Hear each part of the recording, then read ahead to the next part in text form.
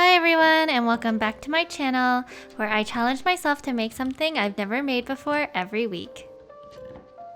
This week I wanted to do something a little bit simpler because I think next week I'm going to be doing a pretty complicated recipe. And since it's my friend's birthday, I thought that I would make a cake this week. And so I'm going to make a raspberry coconut cake from a cookbook that I own called The Modern Cook's Year by Anna Jones, which seems like a cute yet simple cupcake recipe. I'm pretty excited about this one, so let's just get started. Before we get to actually making the batter, there's a couple of preparation steps that we need to do first.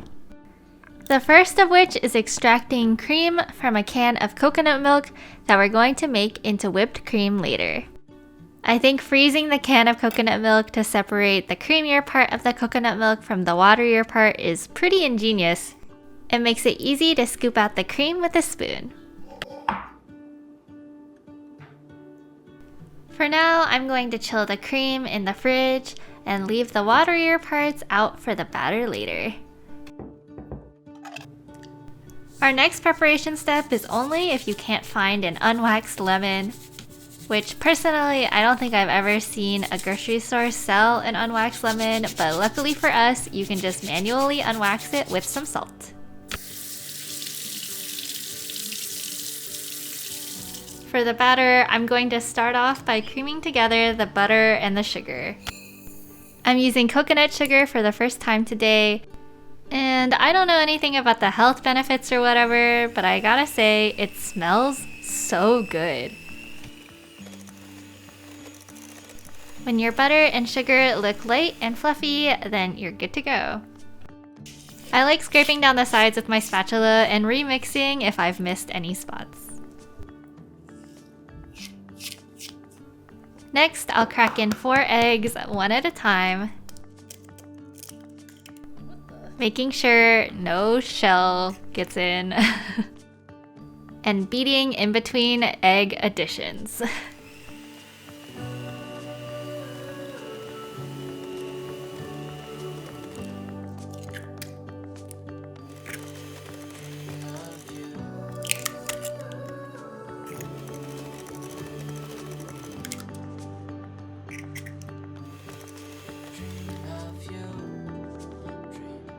After adding all the eggs, your batter might look a little separated, but don't worry, it'll get resolved when we add all of the dry ingredients.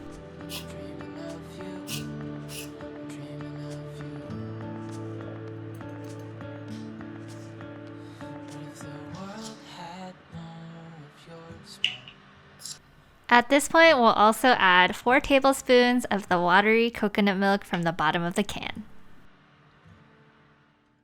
And then we'll beat it all together.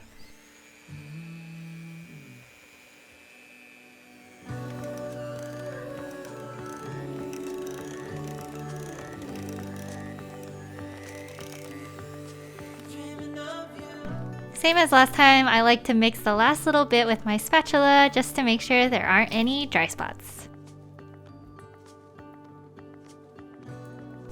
And the last step is to fold in our raspberries.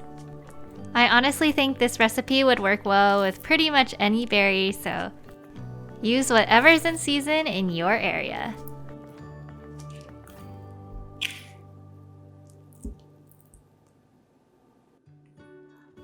Then I'm going to evenly divide the batter into a buttered muffin tin.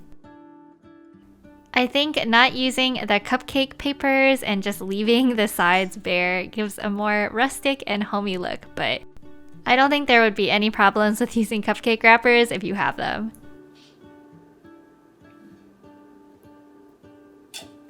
These will bake at 395 degrees Fahrenheit or 200 degrees Celsius for about 25 minutes.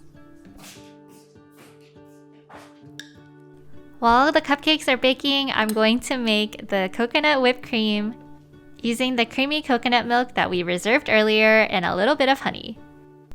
The recipe says to use set honey, but honestly, I think regular honey will be fine. And then just like regular whipped cream, we're just going to whip it until it's the consistency that we want. And I gotta say, This was so much easier than making whipped cream from regular heavy whipping cream. It literally took like 2 seconds and it looks pretty similar, right? So if you like coconut, this is an easy coconut icing for you to put onto all of your cakes. After baking your cakes, make sure to allow them to cool completely before decorating, or else your whipped cream might just melt off the top.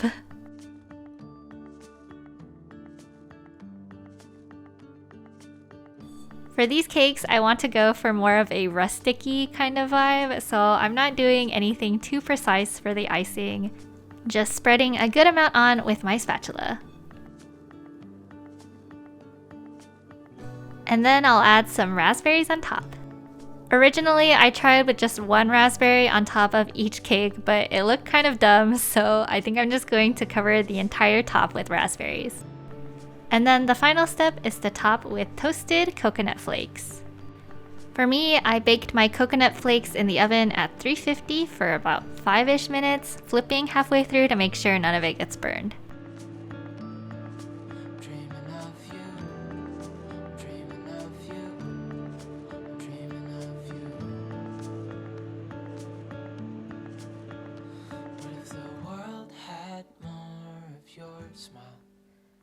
What if the wind could spread your love?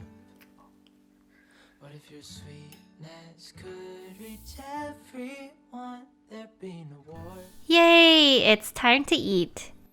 If you haven't already, go check out my picture of these on my Insta because they look so pretty. And they taste just like summer.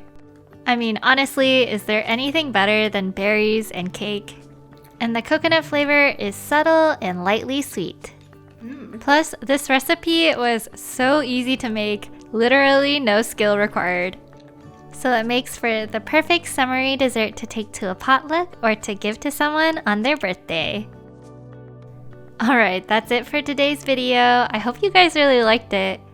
This is a nice chill recipe to make before next week's pretty complicated recipe. So if you haven't already, please subscribe. I promise next episode is gonna be a doozy. Alright, I'll see you guys next week. Bye!